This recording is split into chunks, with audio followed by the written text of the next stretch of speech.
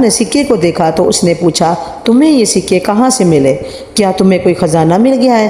یہ سکے تو سینکڑوں سال پہلے والے بادشاہ کے سکے ہیں۔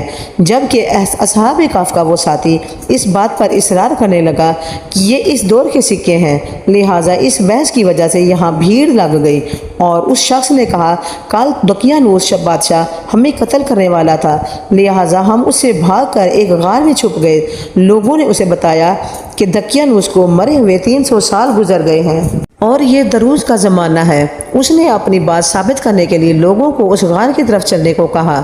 جب غار میں موجود اصحاب کہف نے لوگوں کا ہجوم آتے دیکھا تو وہ سمجھے کہ دقیانوس کی فوج نے انہیں ڈھونڈ لیا ہے، لہٰذا وہ اللہ سے دعا کرنے لگے۔ جب شہر کے لوگ اس غار کے پاس پہنچے تو اصحاب کہف باہر آئے اور سارا ماجرا کھل گیا کہ زمانہ ہی کچھ اور ہے اور وہ اس غار میں سینکڑوں سال سوئے تھے۔ اتنے میں بادشاہ